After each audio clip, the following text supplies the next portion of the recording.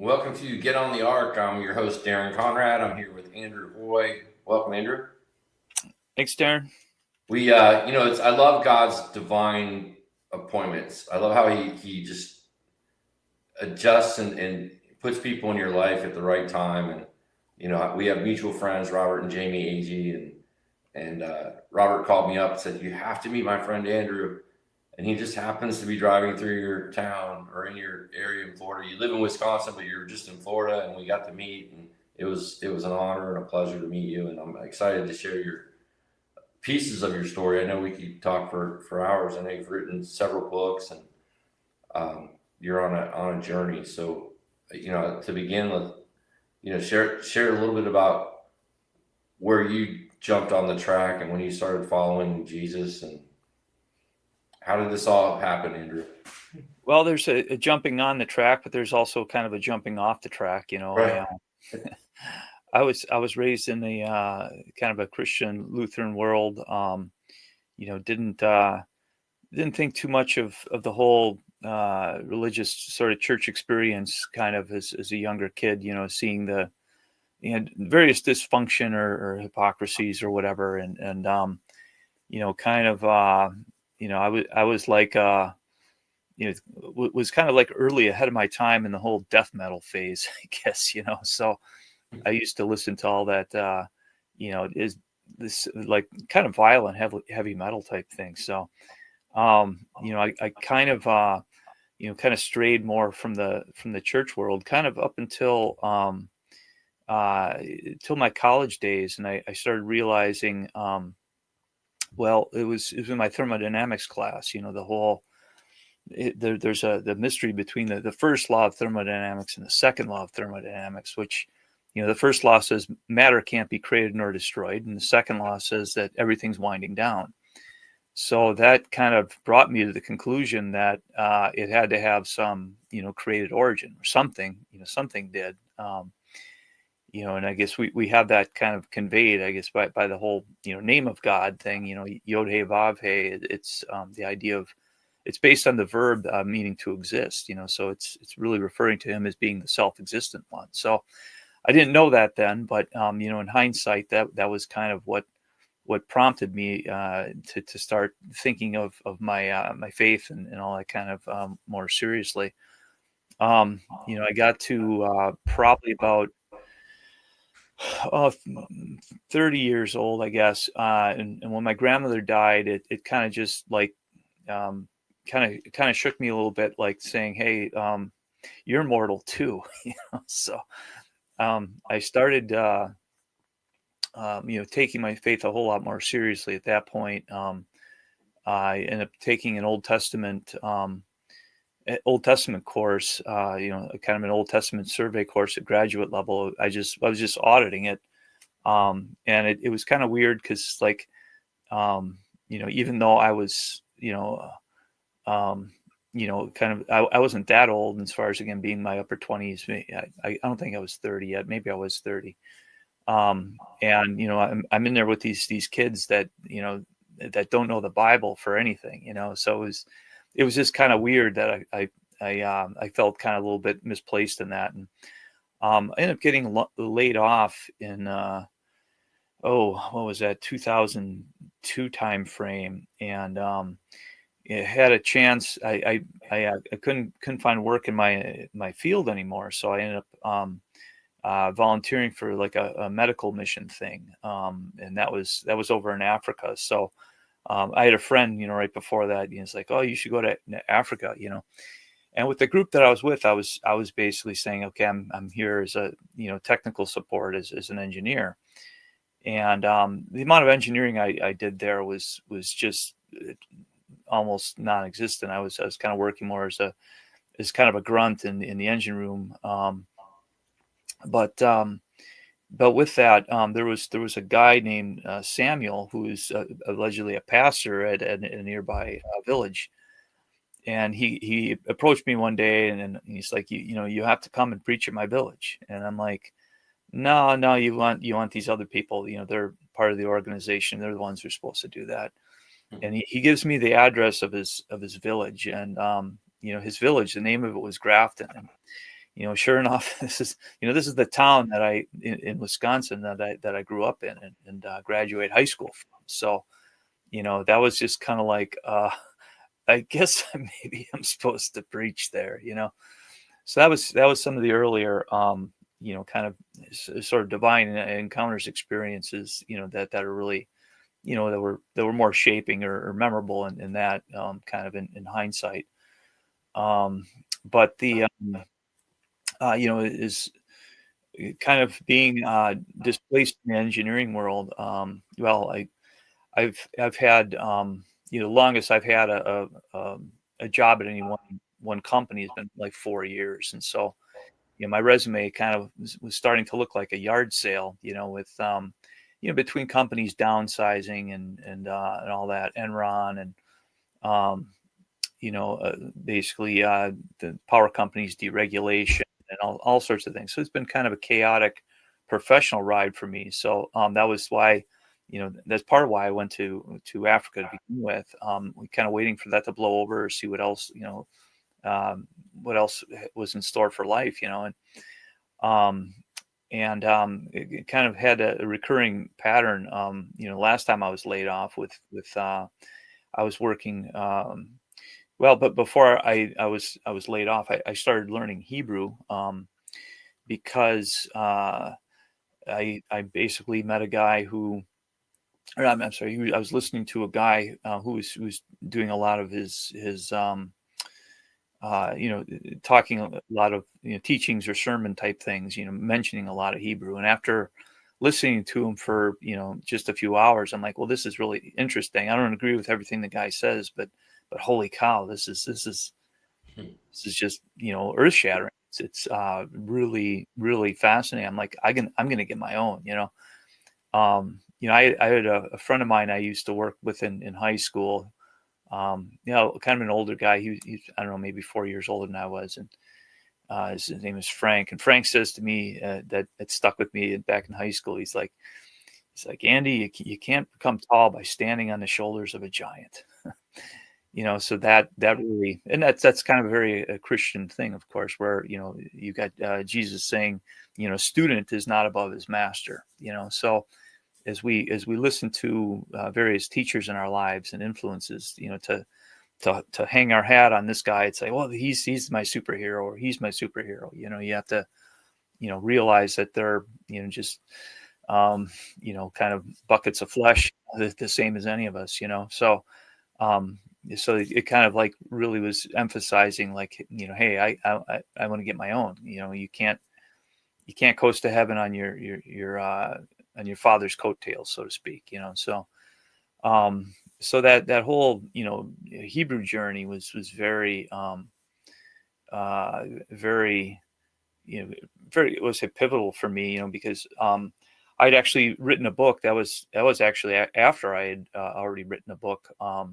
I started writing a book in 2007, and this 2007 book was uh, it was on the topic of basically kosher eating. So like back in 2005 is when I first got the inkling to go to Israel. And as I was flying over on to Israel, my mother had I got a birthday gift, for this book called The Maker's Diet.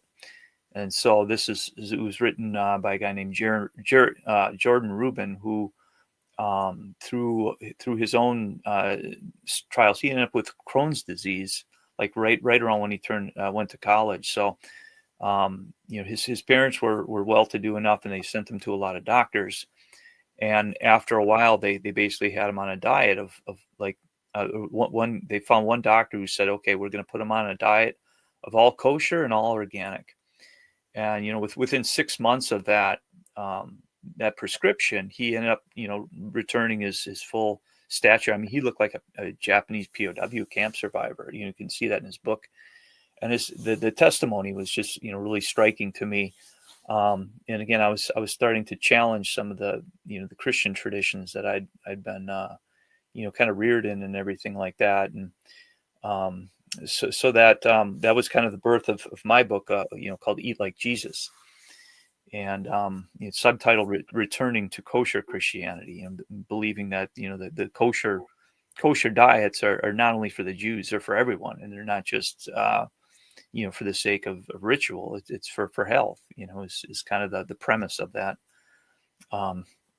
So that was really one of my it was a really long project, because I actually started that book, and I got the inclination to do it in 2005, like after I was on the plane, kind of I think on the ride home from Israel, because the Israel experience was also a very captivating thing. I went there 10 days, whatever. So, and coming back, I put it off for like a couple of years. Then, like 2007, it just hit me like, you got to write a book. You got to write a book. And it's like I was driving up to Minneapolis to meet my cousins, and the whole time I was just consumed. My mind was just consumed with this whole, like, got to write this book, got to write this book, And I did write that book, but not only did I write it, I rewrote it, and I rewrote it, and I rewrote it. And the reason I had to rewrite it is because it's like, I was wrong. I was wrong about this. I was wrong about that. So it's part of it is a matter of, getting some more command of the word, but also, over the course of that experience, I realized that I was like literally betrayed, and kind of, did this. I was what's the word for it? Derailed by mistranslation, and that was a very kind of a powerful thing to realize that. So I started writing that in 2007, but ended up starting to learn Hebrew 2008, and so it wasn't until 2011 when I went back to Israel again, and I went back to Israel, like started learning Hebrew full time there. And when I came back after being in Israel for a year, it just so shifted so many of my paradigms, and one of them was just, again, trust in the translations. And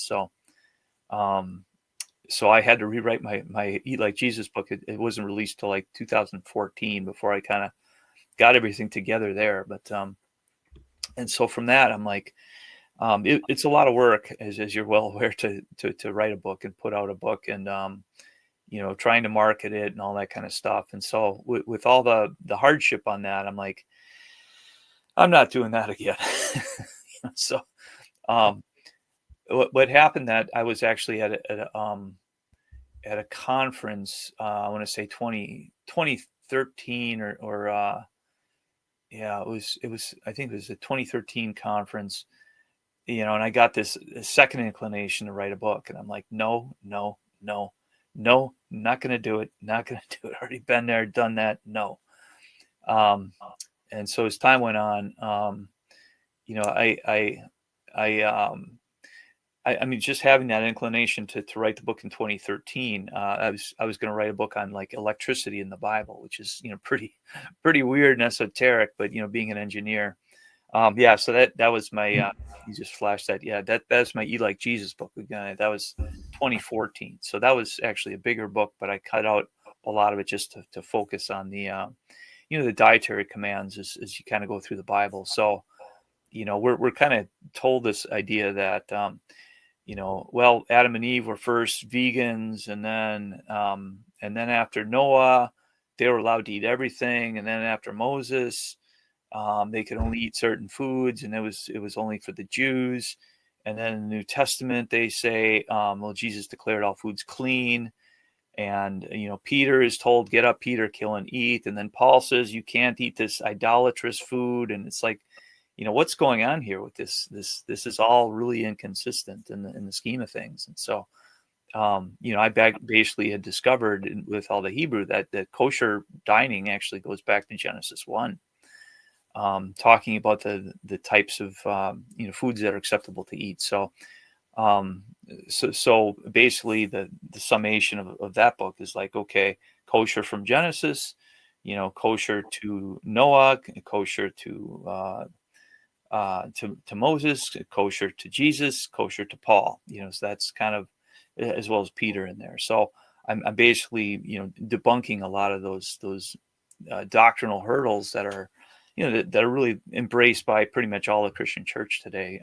So that's that book anyway. So I don't know if you've made it far in that book yet or not, but no, maybe it's on the shelf. Yeah.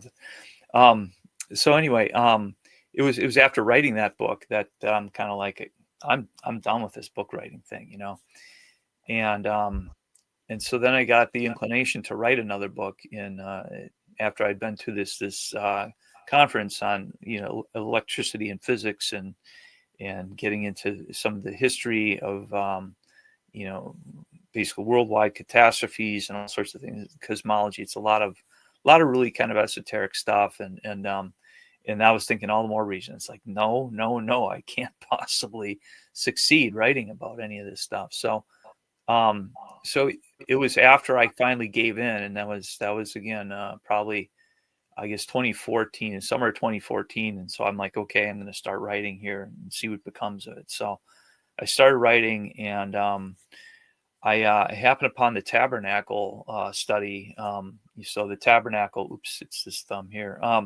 It's this tent that they use in the wilderness. So convention says that it looks like this. What's on my I guess it's my left shoulder for you guys.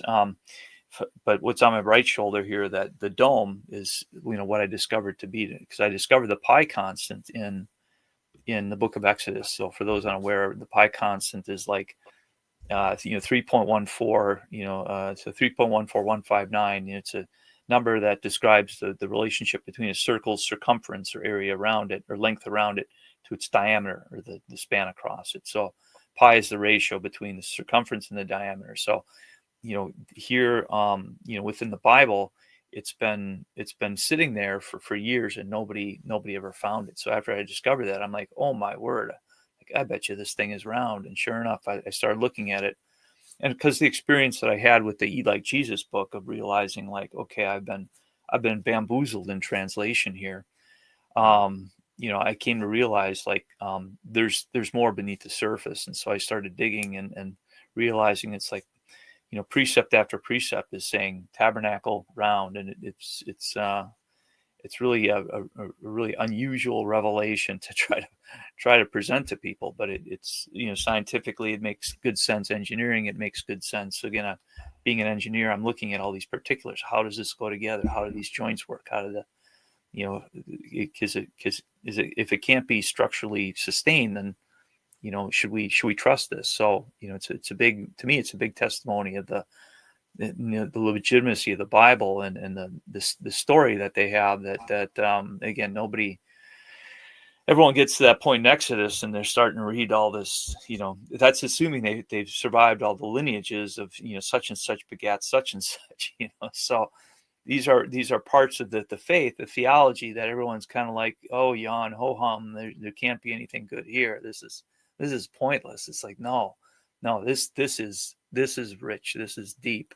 And you haven't scratched the surface. I mean, it's, in a lot of ways, it's Rosetta Stone in the Bible. So I've been basically, I've got a book on this called The House of El Shaddai. I've got a kit, also a model kit that you can buy. You can put it together. It's it's like literally a 40-page instruction manual with all the, when I say all the parts, I've got over 400 piece kit to represent all the parts that are described in Exodus, so that you can put make more sense of it, putting hands to parts to text, and say, hey, I understand now why there's this many of these parts and that many of those parts. It makes sense, whereas before it never did.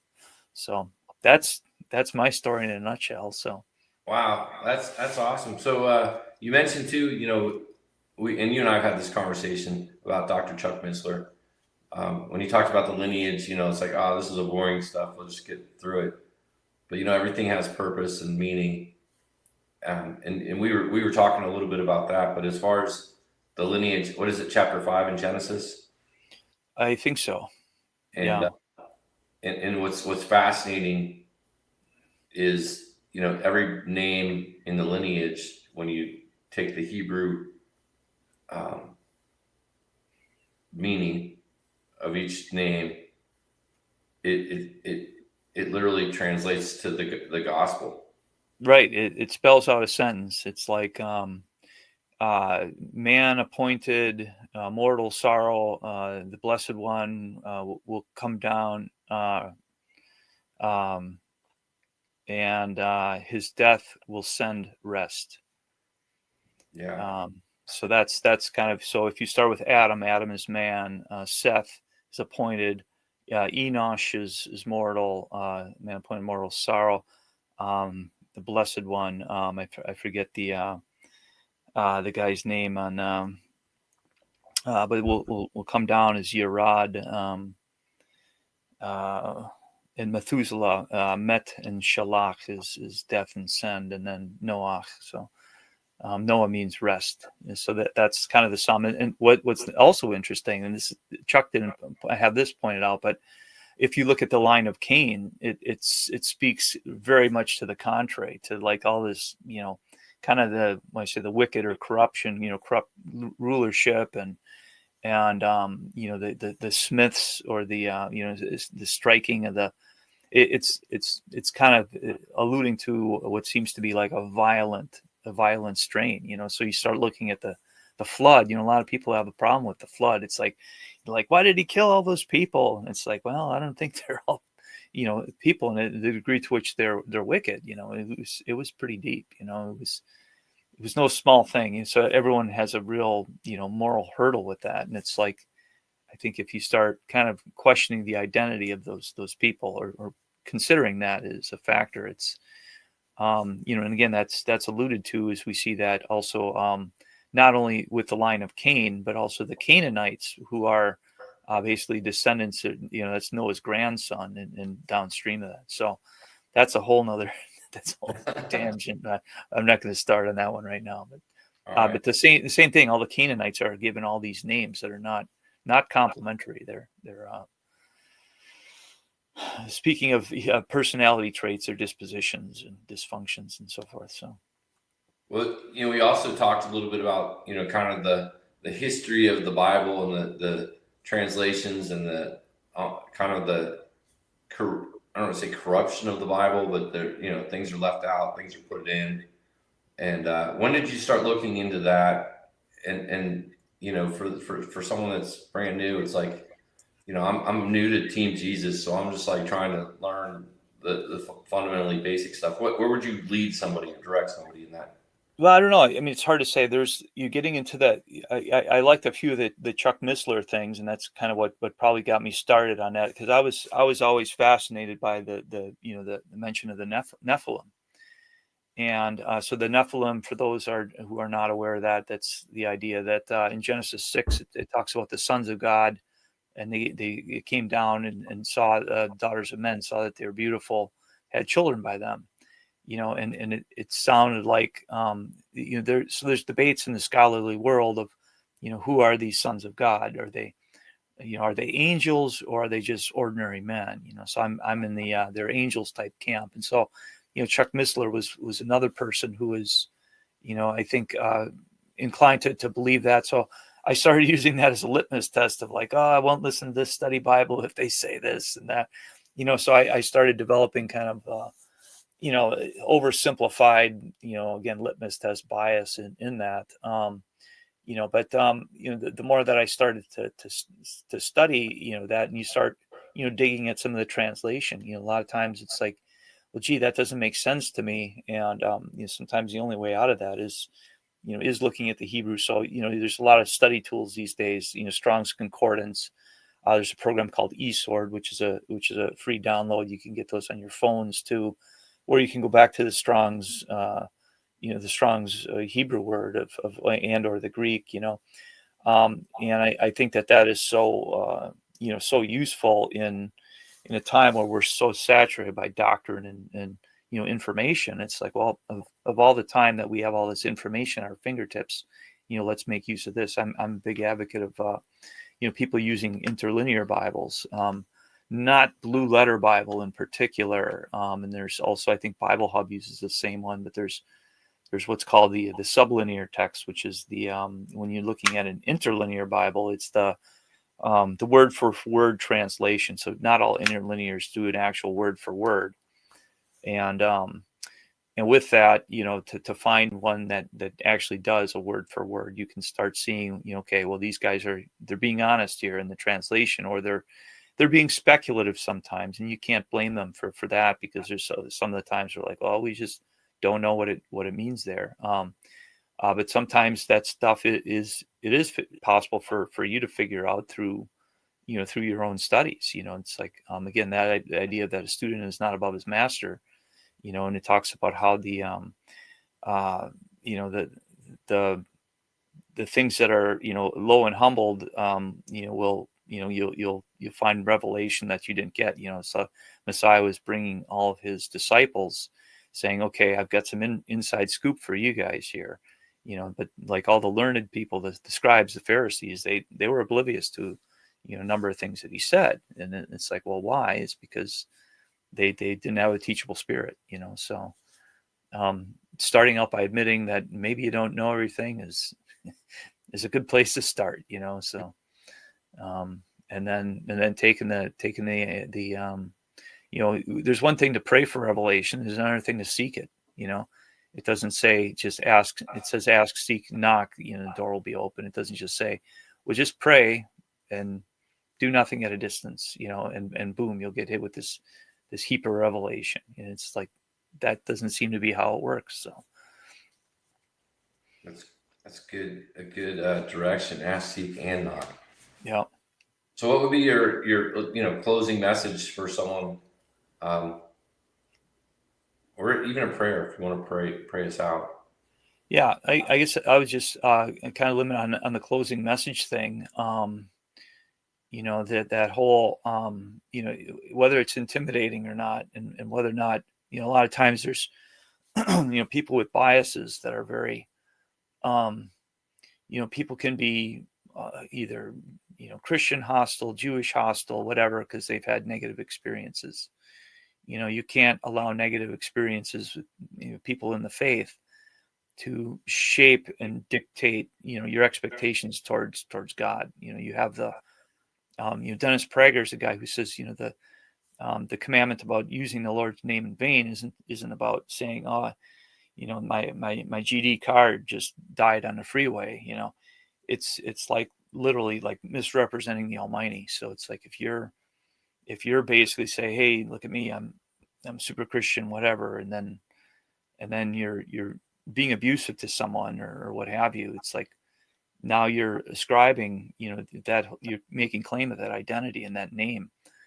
So we have to be careful as believers that we're not bad representatives, but also the people who've been stung by, the whether it's clergy or whoever, you have to suck it up and say, well, I'm not going to shape my expectations of God based on someone else's bad behavior. So that's, I guess, words of advice that I would kind of put forth for any, especially the newbies, people who are, there's no such thing as well, in atheist is an oxymoron, because an atheist says that I know with absolute certainty there is no God. Well, what is God? God happens to be an omniscient being.